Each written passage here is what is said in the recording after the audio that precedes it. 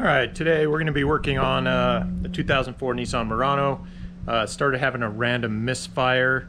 The condition for that was really light throttle pedal on like a heavy load, like driving up a hill. As you'd go up, you'd feel a stutter, just kind of a jerk in the vehicle. It took a long time for the check engine light to come on so I could kind of diagnose which it was.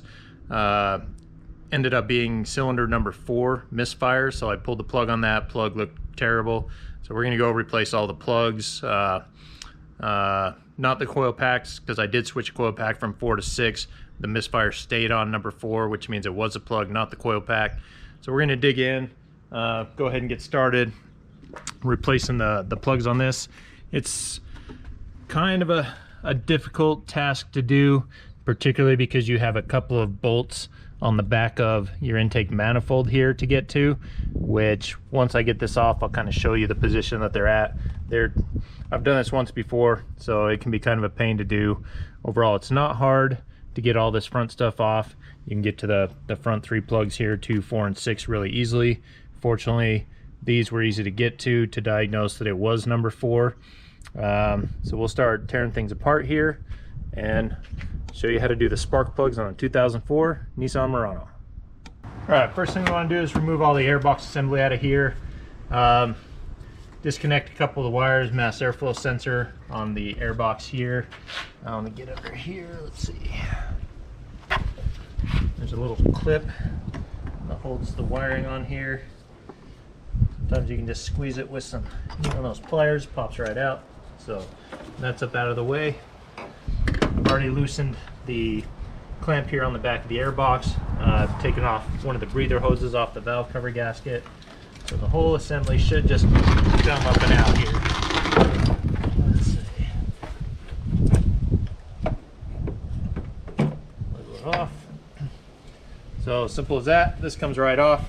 One good thing to check on these is look at the bellows here and just make sure they're not split or cracked. I know a lot of times these will split and they'll actually cause a misfire code as well.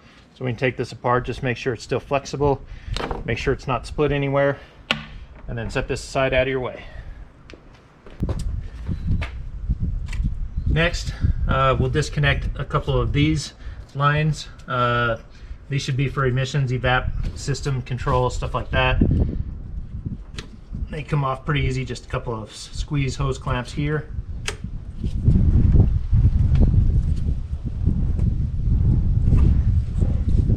This one goes to the intake manifold on the back, so we can actually leave that one on. It'll come off all as a unit there. So you only really have to pull the one off with the little green valve on it here. I'll kind of pop that up out of the way because I'll need to lean over and get around to this very back bolt that's way back here. You got to reach, lay on it, get to it. It's a bracket that holds the intake manifold up kind of there. So we'll get to that. Once we get to that point, disconnect the wire from the emissions control there. And again, this one has that little squeeze clip, but actually what I'm going to do is there's a 10mm bolt. I'm just going to disconnect this and let it hang kind of down out of the way so I can get to that clip there.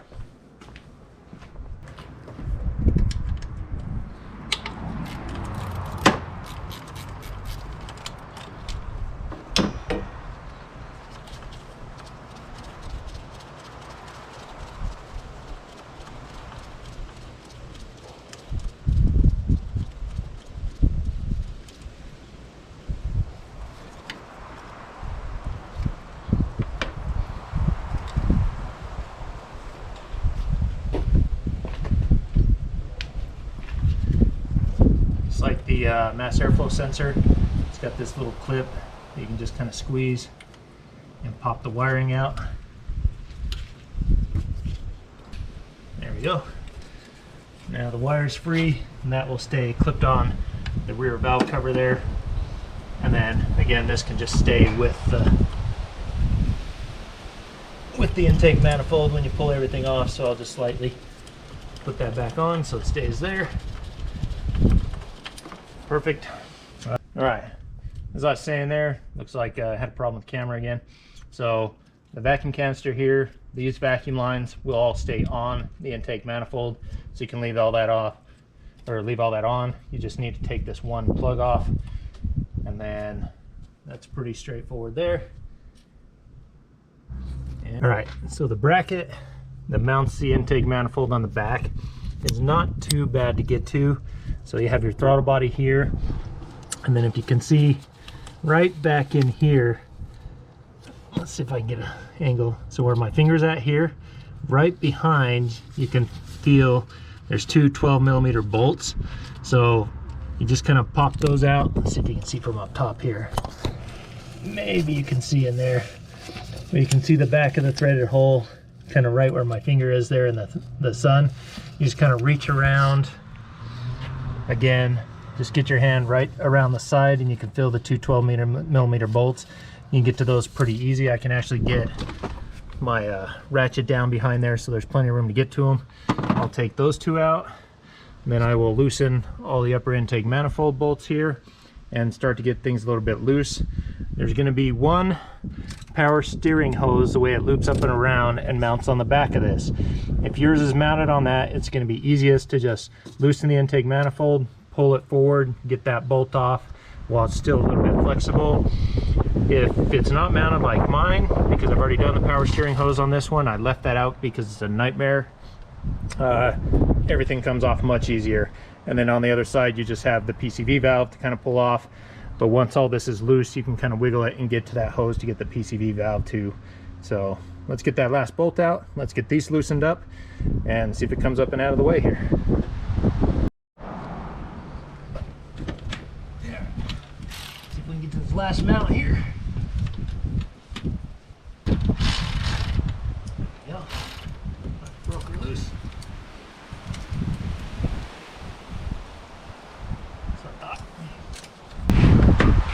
Get to this one with the ratchet, so I can't quite get my electric on there. Get the right angle. All right. There's the other 12mm bolt from the back there. Now we'll start taking the plenum bolts off here. All right. These are all 12mm as well.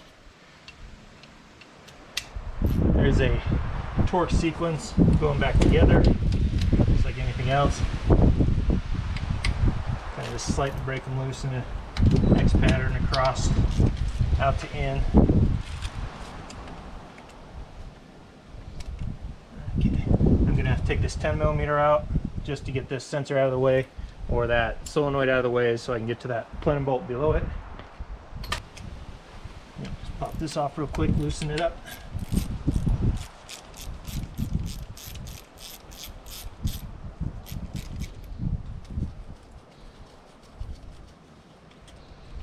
There, that's loose.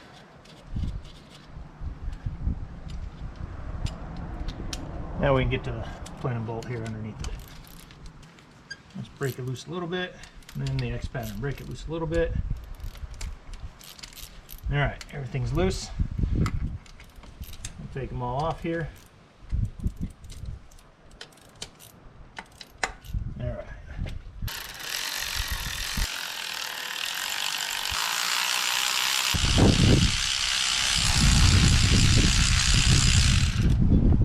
All right. That's it. 5 nuts, and she's loose there. So once you've got the intake manifold a little bit loose, it'll be kind of hard to kind of pull and turn. But on the back here is where another breather, and I can't remember if the PCV is on there as well. Yeah, there's a couple of hoses. So you've got this hose right here. It's kind of hard to see on the back there. And then you have another one that's on the back coming off near the rear of the plenum. I'll take those two off and you'll get kind of a little bit more, let's see if I can get some light here. Get it back over here. So you can see the one that's kind of on the back of the plenum there. I'll get those two off, then it'll give me a little bit more wiggle room, and then I'll show you the nightmare bracket if you still have your power steering on that you'll have to get off, or the power steering hose. So pop these two off real quick, get a little bit more slack on the plenum here, and then pull this around and over. right, so back over on the throttle body side, as I started pulling things off, I'd forgotten about these here. So underneath the throttle body, that one line I pointed to here, this one here, it's actually a coolant line, and then you have a rear coolant line, so you got to pull both those off. You lose a little bit of coolant, but it doesn't really drain much. This is all much above where the radiator would drain, so a little bit drips out. Forgot all Nissans have that to kind of warm the throttle body so they don't ice up. So got to pull those two lines off. I've got the PCV line off the back here, and then I've got the breather hose off the back. So I think we are just about ready to pull the intake manifold up and out. Let me see here, see if I can show you here. So back here you can see that's the one breather hose, and in the back right there a little bit by that plug, actually not by the plug but just above the plug, is where the PCV valve goes into the intake manifold, and I'll show you where to replace the PCV valve. Always want to do it if you have this manifold off, because you can't really do it as a maintenance item as it's tucked back by #1 coil pack. So we'll get this off. I think there's just one more electrical connector I've got to unbolt from the manifold there, and I can't remember if there's a ground strap or not, but I'll pull those off, we'll take a look at it, and the manifold should come out there. Alright, so this is one of those pain in the butt bolts that you always have to get off on one car or another, but that wiring that I was showing you on the back, so I was able to get in with my ratchet, a little wobbly, and a 10mm to get this bracket off down here. But that one, if you pull the intake manifold up and over, you can kind of get to that bracket that holds this kind of wiring sub bracket on there. That should be the last piece that I've got to take off and everything comes out. Definitely got to get to it in from around the left side. Once things are loose, you pull your manifold around, get some slack on your wiring harness. You can get your ratchet or your whatever you want down there, a little wrench to get in there and get that out. That one's the last pain in the butt. And then I'll show you the bracket back here if you have it attached, which is the real nightmare. So back here, this is your power steering line bracket that's kind of behind this wiring harness, this one here. And you can't really see it. Let's see if I get to, so this bracket here is usually bolted to the back of the intake manifold as well. It is a nightmare to get off. It's a nightmare to get back on. Since I did the power steering line on this car, I left that bolt out, and all this does is just kind of sit on the back there. It doesn't hurt anything to leave it out, and I'm gonna leave it out again. But it bolts to this spot on the back of the manifold, and the only way to get to it is to reach completely around from the right side here using a small ratchet to get to it. It's a 12mm bolt on the back there, and it's just impossible to get to. So that's one of those that doesn't go back on when things go back together. But if you haven't taken it off before, you will have to get that one off, and it can be a pain. Sometimes if you can get this bracket off first, you can pull the manifold out kind of like I've got it, and the power steering line might be able to come up and flex a little bit, but it's pretty tight in there. It was tough to get out the first time. That's going to be your headache on this when you do it the first time. But knowing that, don't put it back on when you put it back together. Okay, with that back bolt loose, all the hose lines off, all the connectors off, all this should just come up and out with the intake manifold. I'm going to leave these vacuum lines attached. So let's pull it up and out and see. And hope I got everything disconnected.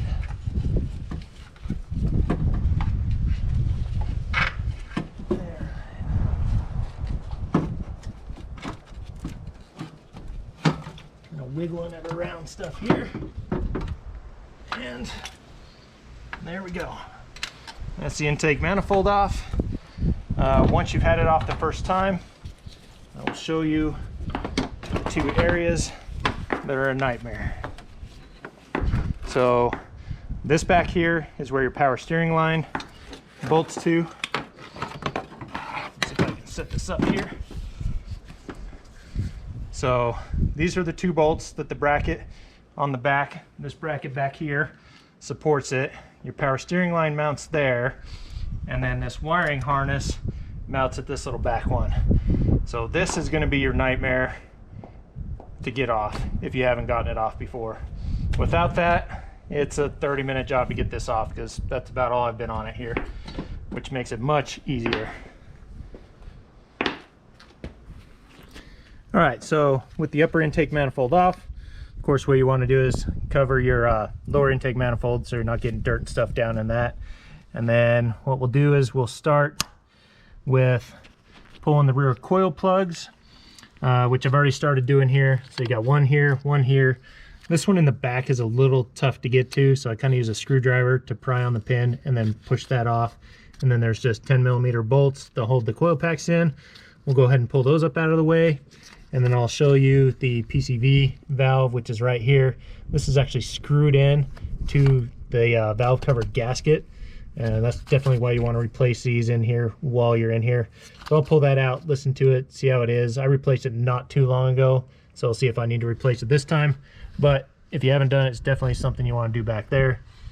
And then the front ones, of course, are really easy, just 10mm bolts. They pop out. So let's get to it.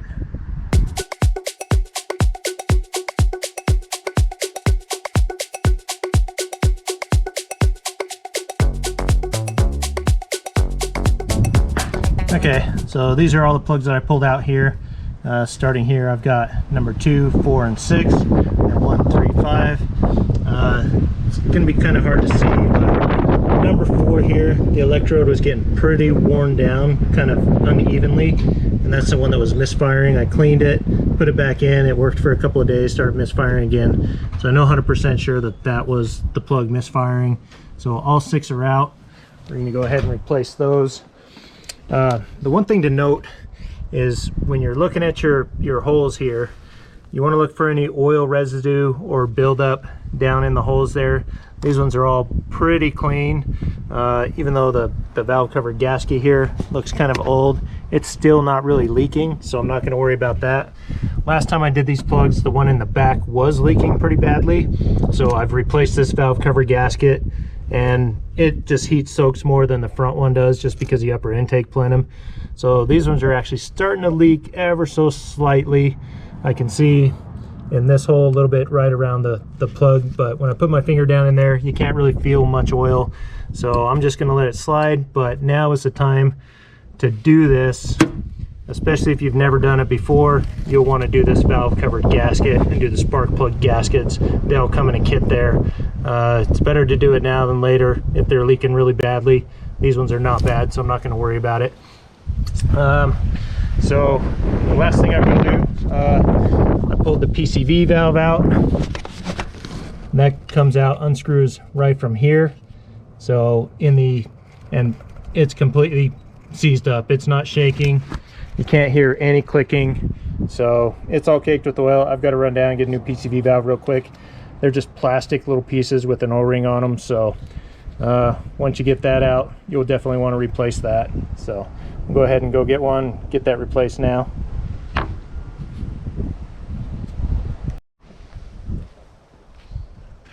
All right, we've got the new plugs here.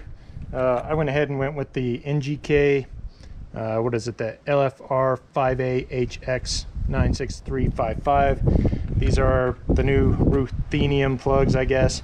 Better than the platinum, dual platinums. These are supposed to last longer. So because you've got to take the upper intake manifold off, I'm just going to spend a little bit more and put the best plugs I can to get the most life out of them. They should go to 100,000 miles. We'll see if they do. I put the platinums in them, the laser iridium platinums in them last time. They only got me about 60,000 miles. So let's see if these last longer. But we'll put these in. The gap on these, it calls for 44 thou. Just take your little spark plug gap tool, check, go around there, and I'm right about 44 thou on the gap. So I'll put the new plugs in, then run down to the store, get my PCV valve, come back, finish out the job. So, all right, so I got the brand new PCV valve here. One thing you can tell, you can just shake it and you can feel it or hear it audibly moving and clicking in there. So the old one, it doesn't do that at all. You can't even feel it move, can't hear it audible. Both line up, they look good. Put the new PCV valve in. Just screws in the back here. It does have a little O-ring that's kind of captured in there. Just make sure it does have the O-ring on there. I feel it kind of snug. I mean, just snug it in there lightly. That will be good enough. PCV valve's in. All right, get a couple things hooked back together and we'll start putting the intake back on. I've got a new intake manifold gasket that we'll put on there. Make sure you have a new one of those when you're putting this back together, and we'll get things reassembled here. Okay, so as I start to put the coil packs back in place, I like to keep track of where I pull them out from, where I put them back together. So I've kind of laid them out in a line here. So I know this one goes back in number 5. This one goes back in number 3, and then so on. You can kind of feel them as they clip into place there nicely. They kind of click in. I did put a little bit of dielectric grease just on the tip of the plugs before I put these in. Helps a little bit there. And this one kind of turns and slides at a different angle. Yep. Good and solid. You can kind of feel them in place there. Put those ones back in. Go over to the front ones here. Yep, nice snap in place there. Again, snaps nicely in place. Put the 10mm bolts back in each of the coil packs.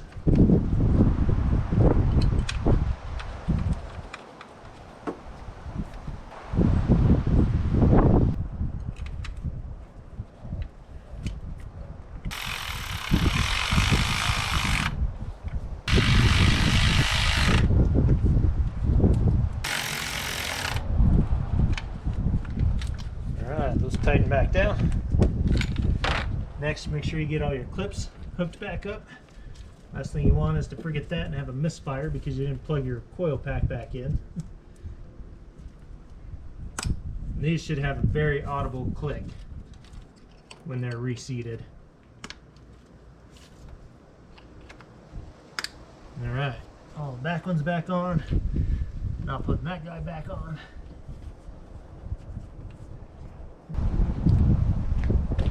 All right, upper intake manifold is all cleaned up here. This was the old gasket. Still looks pretty good, but they're one-time use. Once you take it off, you want to replace it because it does have little O-rings in here, kind of grooves. They'll compress a little bit over time. They're cheap enough to replace, so just always put a new gasket on there. Make sure things line up. Everything looks good. Holes look good. And we'll start trying to weasel the upper intake back on here.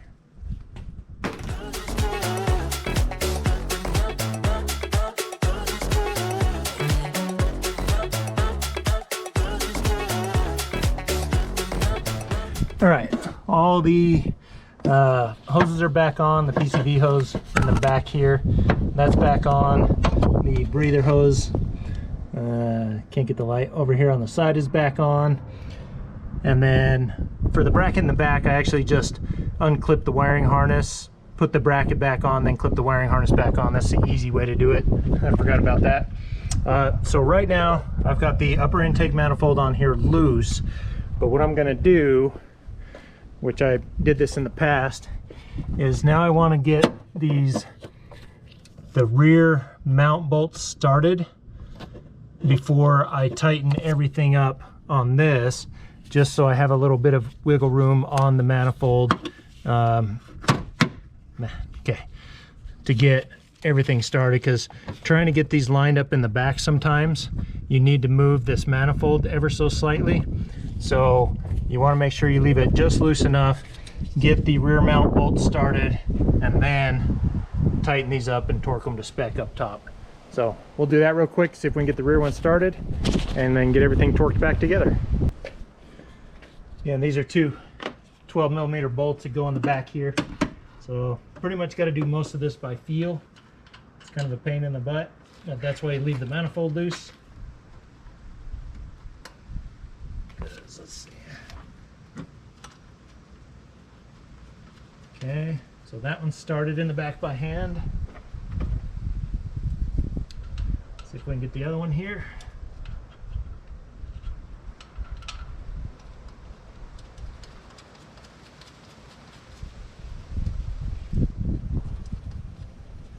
All right, both those in the back now are finger tight. definitely leave that loose, because once you torque this down, that rear bracket in the back will make it a nightmare getting one of those bolts or both those bolts in. So we'll get this now torqued down, get all the bolts back in this. All right, we'll run all these down quickly.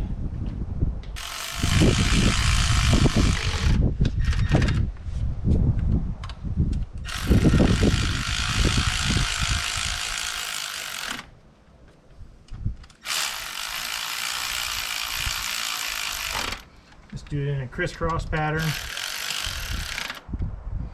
and then we'll come back and torque them to spec. All right, we'll get the torque wrench, torque these to spec, and I'll throw up what the torque spec should be on this. All right, so we're going to torque these from the center outward. Calls for 13 to 15 foot-pounds. My foot-pounds doesn't go low enough. I've only got down to a 20, so I'm using my inch-pound. Convert that 1 foot-pound, 12 inch-pounds. So I'm going to go between like 165 and 180 inch-pounds on this. So we'll just start with the first one, and then just crisscross pattern, tightening them up. I think Newton meters, it's like 17 to 21 Newton meters if anybody's using the metric system on these. 13 to 15 foot-pounds, and it should be good. And intake manifold back on torqued. Pretty simple.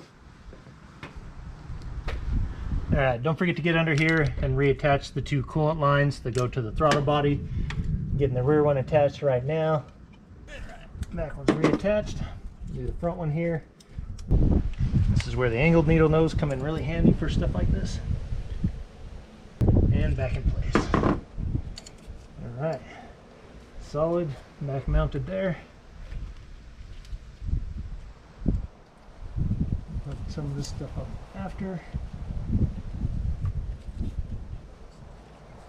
Okay, I'm gonna reclip my throttle position sensor plug back in. Reconnect that. One of my evap lines going to the solenoid. Solenoid plug here. Bolt this guy back together. Let's clip there. It's going to be 10 millimeter. Good to go.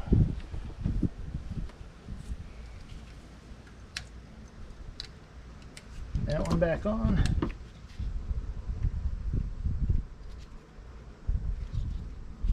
Okay, that should be it for any of the hoses I took off the intake manifold. These ones, again, I didn't take off. I'll just bolt those solenoids and the vacuum canister back on. This one looks good here. This is all good. Connectors, connectors. Come back to this side. Bolt our vacuum canister back on here, and then our other little vacuum solenoid here. One's 10 millimeter, one's 12 millimeter. This little one here is 10 millimeter.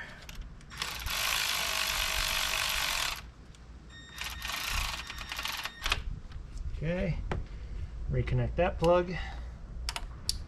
Audible click. Good. 12 millimeter for the vacuum canister. All right, bolt it back together there. Everything's re-plugged in. Pretty much just the air filter. And we'll start her up and see how it runs. All right, wiggle our air box assembly back in here.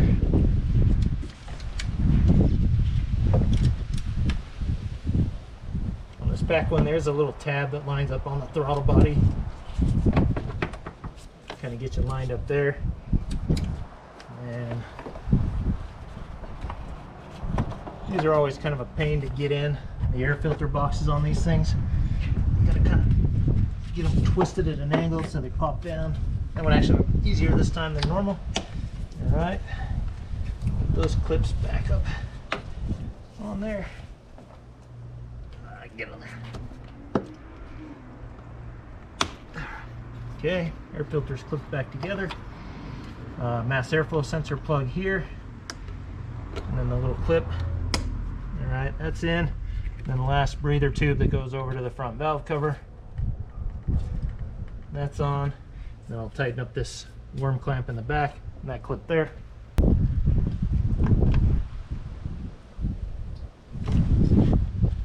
All right, that's all good.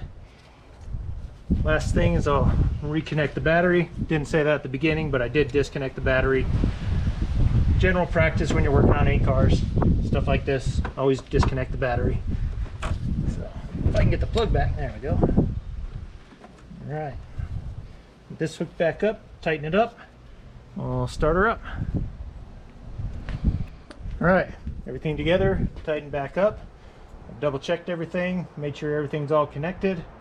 Let's go start it up, moment of truth.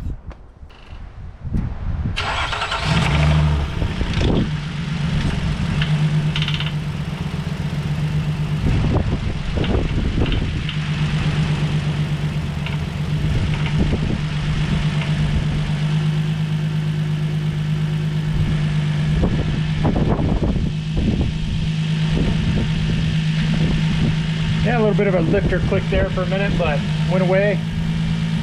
Running perfectly smooth now.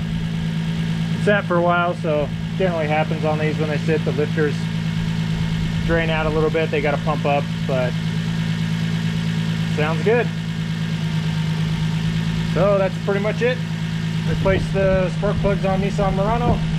Not too bad as long as you have the rear power steering. Once you get that upper loop hose bolt out, the rest of the job's pretty easy. I will say some people will take this whole cowling out to get to that. You don't have to do it. As you can see, I didn't do it, and I didn't do it the first time I did this, so, but you'll save yourself a huge headache by not having that rear power steering line bolted to the back of the intake manifold. And it's been like that for a year now, no issues. So that's it. If you guys learned something, like and subscribe, typical. Always appreciate your support. Another job done, on to the next.